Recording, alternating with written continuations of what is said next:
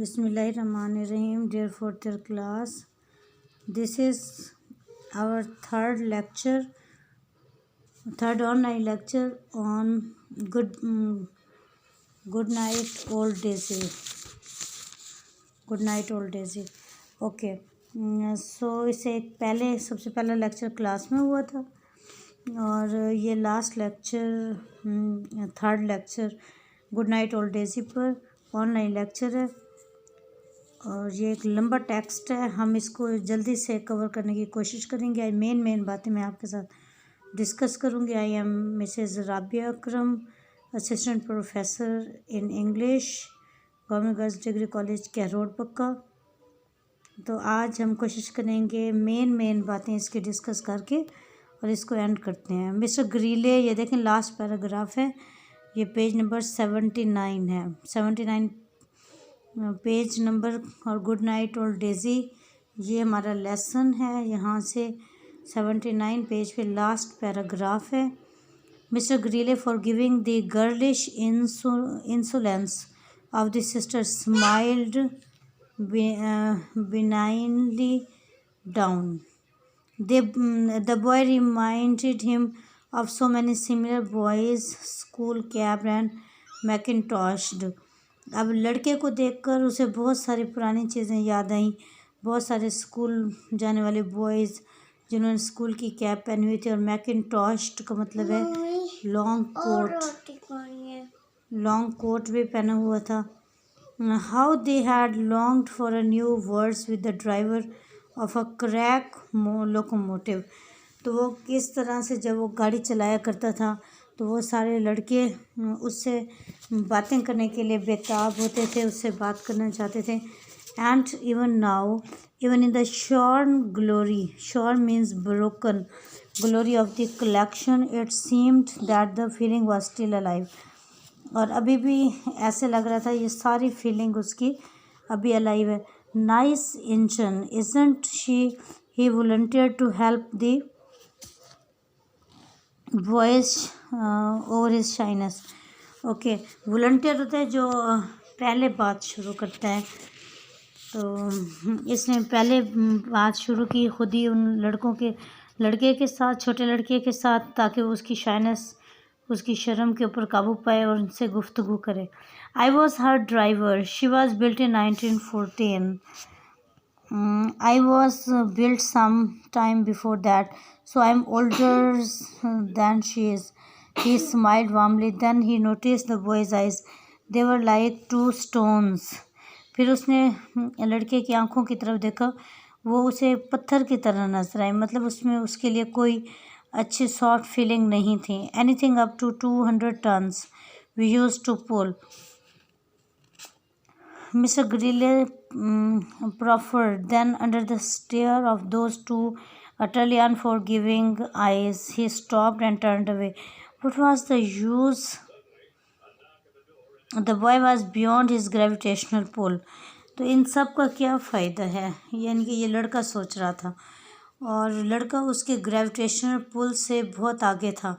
Means कि जो उससे अट्रैक्शन का बायस बनता था, वो इंजन, वो गाड़ी, ग्रीले के लिए जो कशिश का बायस होती थी, ग्रेविटेशनल पुल का बायस होती थी, लड़का उसको नहीं समझ सकता था। What had drawn him visit the collection at all, mister grille could not imagine. What was clear was his complete and final unwillingness to consider Mr. Greeley as a living being of the same species as himself. Contempt, backed by a hard curiosity, had been the message of those eyes. अब उन आँखों में क्या था? Contempt होता है तहकीर, नफ़रत, हकारत। ये उस लड़के की आँखों में था मिस्टर ग्रीले के लिए। और उसके अलावा हार्ड क्यूरियोसिटी भी थी, वो ये भी जानना चाहता था कि हमारी एज में ये बंदा कहाँ से आया है। तो इसमें ये देखें ना, ये एज डिफरेंस दिखाया गया। जैसे जैसे वक्त गुजरता है, जो ज़्यादा एज में चले जाते हैं लोग और जो बहुत कम एज में होते हैं, उनका एक एज डिफरेंस आ जाता है। और जैसे दौर चेंज हो जाता है, तो मिस्टर ग्रीले का जो टाइम था वो और था और उस छोटे लड़के का टाइम और। Instead of feeling any thrill at finding himself in the presence of a man who had driven a locomotive, locomotive उस गाड़ी को कहा गया है। Capable of hauling 200 tons, shooting steam high into the air, thirsting or drumming with all his wonderful lyric energy. The boy had behaved more like a particular heartless biologist, noting the reactions of some repulsive creature under vivisection. तो लड़का बजाय इसके कि उसकी mister grille की feeling समझ सकता, वो सिर्फ एक हार्टलेस बायोलॉजिस्ट, ऐसा बायोलॉजिस्ट जिसका दिल नहीं होता, ऐसा साइंसदान, ऐसा बायोलॉजिस्ट जो बेरहम होता है, जो फीलिंग को नहीं समझता, वो उस तरह से ऑब्ज़र्व कर रहा था कि एक रिपल्सिव क्रीचर है और ऐसी मखलूक जो उसके लिए कशिश का बायस नहीं है, उसको वो विविसेक्शन मतलब ऑब्ज़र्व कर रहा है। Mister grille side, he did not understand the world how it was now, perhaps he had never understood it very well. Daisy had been his means of understanding the world since she had translated all exercise into terms of load, gradient, pressure, curves, and adhesion. So arranged, he had been able to grasp it and make sense of it. And boys like the one with his hard blue eyes escaped from their prosperous homes and Christmas holiday or August excursion had recognized his authority and bowed to it. But now, well, everything passed. Daisy was younger than he was. इसको underline कर लीजिएगा. As में उसने बताया कि मैं थोड़ा पहले पैदा हुआ था और डेज़ी को बाद में बनाया गया था, तो इसका मतलब है डेज़ी मुझसे यंगर है. और अब एज डिफरेंस भी दिखाया गया. टाइम चेंज हो जाता है और उसके साथ साथ दौर चेंज हो जाता है. दौर के जो रिक्वायरमेंट्स होती हैं वो चेंज हो जाती हैं. उसमें जो बड़ी उम्र के लोग होते हैं वो सम टाइम अपने आप को उस दौर के अंदर मिसफिट फील कर रहे होते हैं. तो ये सारी फीलिंग मिस्टर ग्रिले की बहुत अच्छे तरीके से इसमें दिखाई गई हैं. Daisy was younger than he was but their working life had ended at the same time. Daisy उससे छोटी थी, डेज़ी जो गाड़ी थी वो उससे छोटी थी एज में, लेकिन उन दोनों का टाइम इकट्ठे ख़त्म हो गया. Only her museum life, that long, lonely twilight, would go on longer than his. But let no child look at her as his one had looked at him. Climbing sadly down, Mr. Greeley passed an hour listlessly, peering at the other exhibits in the collection. Shadows began to gather. The misguided young attendant, loftily ignored by Mr. Greeley, switched on the lighting. Okay, shadows आने लग गए, मतलब कि शाम होने लग गई और शाम को साए बनते हैं. और मिस्टर ग्रिले नीचे उतर आया गाड़ी से और वो दूसरी चीज़ों को भी देखने लगा है. अटेंडेंट आया है और अटेंडेंट ने लाइट्स ऑन कर दिया. It was almost time to go back and face his daughter and her family. अब ये जो शाम का टाइम आने लग गया था, इस टाइम मिस्टर ग्रिले वापस घर चला जाता था और फिर जब वो घर जाता था तो फिर उसे अपनी बेटी को देखना पड़ता था और उसकी फैमिली को भी देखना पड़ता था.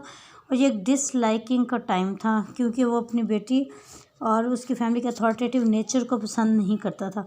For some reason Mr Grilley found it even more difficult than usual to accept this necessity. इसको अंडरलाइन कर लीजिएगा. किसी भी रीज़न से मिस्टर ग्रिले को आज बहुत मुश्किल हो रहा था इस ज़रूरत को एक्सेप्ट करते हुए. He felt a blind urge to hide himself in some dark corner of the collection, wait till everyone had gone home, and then come out and spend the night in blissful, unhampered converse with Daisy. Conversation, गुफ्तगू. तो उसका दिल चाह रहा था कि एक अर्ज होता है, ख्वाहिश, ब्लाइंड अर्ज, अंधी ख्वाहिश आज उसके अंदर पैदा हुई कि किसी तरह मैं यहाँ म्यूज़ियम में छुप जाऊं किसी कॉर्नर में, और फिर उसके बाद जब सब चले जाएं तो फिर मैं निकल आऊं बाहर और मैं डेज़ी के साथ एक ऐसी कन्वर्सेशन करूं जो अनहैम्पर्ड हो, जिसको कोई ना रोके. But he new such thoughts were fantastic imaginary. तो लेकिन वो जानता था कि ये ऐसे थॉट्स हैं जो पूरी नहीं हो सकती. Eight 5:30 he fetched his overcoat, put it on and buttoned it, then quickly he mounted Daisy's steps one more time. 5:30 बजे वो उठा, उसने अपना कोट उठाया और पहना, बटन लगाए और फिर आखिरी दफ़ा डेजी के ऊपर चढ़ा। Don't worry girl, he admonished her, they learn they'll respect you if they don't respect me, and I'm quite happy. See, I don't matter, you know. He smoothed his hand gently over her brass wheels and levers. Good night old Daisy, he said. अब देखें ये last words हैं mister grille के जाने से पहले, और ये आपके लेसन का टाइटल भी है, गुड नाइट ओल्ड डेजी। ये जाने से पहले लास्ट टाइम उसने बोले हैं डेजी के साथ। Outside the street was dark. अब देखें डार्कनेस ये सिर्फ बाहर की नहीं है, ये सिर्फ आउटसाइड वर्ल्ड में नहीं है, उसके अंदर भी अंधेरा उतर रहा है। यह तारीकी जो हमेशा के लिए मिस्टर ग्रिले के अंदर उतर रही है। बाहर अंधेरा था।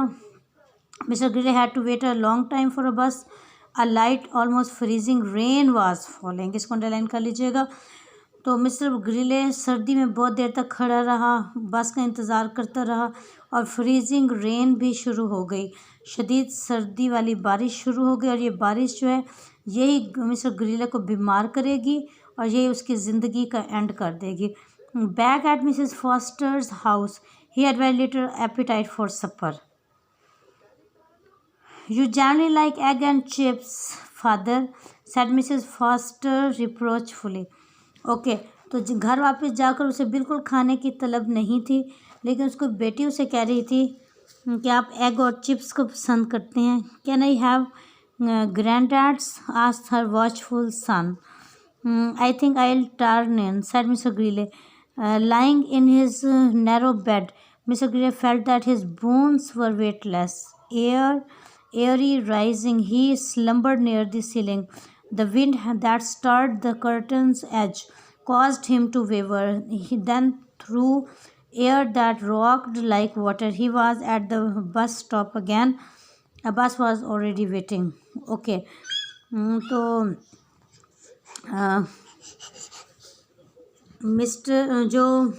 मिसेस फास्टर का बेटा है, उसने कहा है कि क्या मैं ग्रैंड डैड्स के ये ले लूँ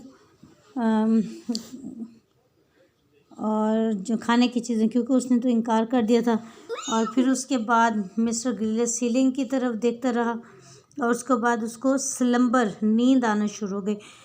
और नींद में देखें जो ख्वाब वो देखेगा, वो लास्ट ड्रीम जो वो देखेगा, और उसके बाद उसकी लाइफ का एंड भी हम देखेंगे। तो ख्वाब में वो वही कुछ देखेगा जो ज़िंदगी में देखता रहा है। कलेक्शन यानी वो म्यूज़ियम, फिर गाड़ी, फिर वो सारी यादें, फिर वो गाड़ी पे बैठ के जो सैर करेगा, ये सारा कुछ इसमें अब दिखाया गया जो वो अपने ख्वाब में देख रहा है। The collection said mister grille formally, holding out a golden sovereign. Sorry, you will have to ask the driver, said the conductor with a faint hint of condescension. Without wasting words on him, Mr. Gilliam moved straight up to where a small window gave access to the driver. Poking his head in, Mr. Griley hissed into the driver's ear, the collection. Okay, अब ख्वाब में उसको ये नज़र आया, बस पे गया, वहाँ जाकर उसने कहा है कि मुझे कलेक्शन यानी कि म्यूज़ियम जाना है जहाँ पर डेज़ी है, और कंडक्टर ने कहा है कि आपको ड्राइवर लेकर जाएगा। फिर वो उस विंडो के पास पहुंच गया जहां से ड्राइवर को अप्रोच करना उसके लिए आसान था।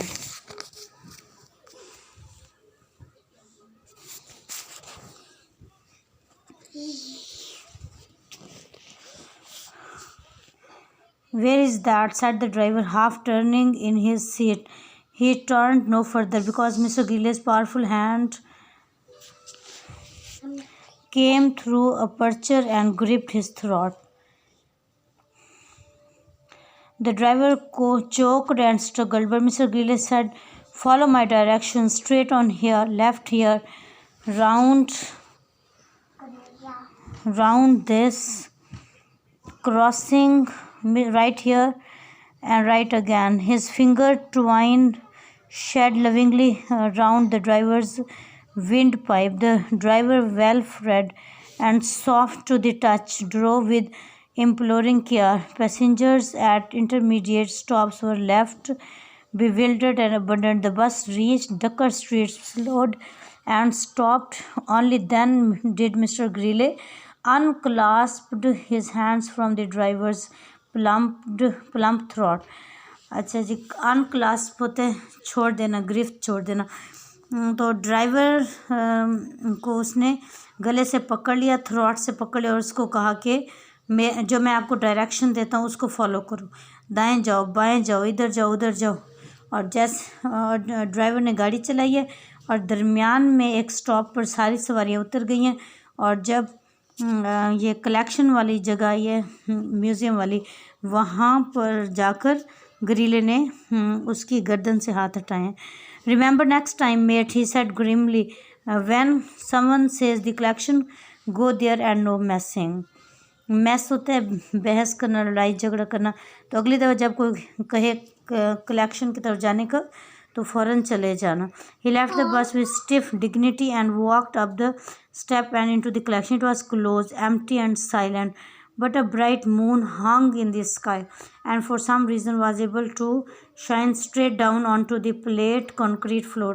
Looking up, Mr. Greeley saw that the roof of the collection had gone. The building was open to the warm summer night, for summer had abruptly supplanted winter during the wild and perilous bus ride. तो अब जो है उसने देखा कि रात का वक्त है और म्यूज़ियम में चांद की डायरेक्ट रोशनी आ रही है, ऊपर वाली छत म्यूज़ियम की नहीं है क्योंकि ये ख्वाब था और ख्वाब के अंदर उसको ये सब कुछ नज़र आ रहा है। Soft air caressed the engine, the trucks, the lamps and uniform, the glass cases. Daisy's brass were gleamed triumphantly in the mellow night. Seen under the moon, she seemed more colossal than in daylight. तो रात के time वो ज़्यादा चमक वाली लग रही थी दिन की निस्बत। Mr. Greeley hurried across the floor of the collection and climbed into Daisy's cab. Steam up, by heaven, he exclaimed in excitement. Daisy's fire book glowed hot. Her pipe sang. The needles of her pressure gauge crept slowly round them left to right. Then Mr. Greeley noticed that his overalls and his shiny black leather cap were hanging in the corner of the cab on the hook where he had always hung them. तो अब उसने वो collection पर बैठा है, उसने सारा अपना सामान जो पहले कभी जब वो चलाता था गाड़ी को लटकाया करता था वहीं खड़ा हुआ है। We are due out, he said. All at once it came back to him, the 7:50 down. His hand steady and capable went up out to Daisy's heavy brass controls.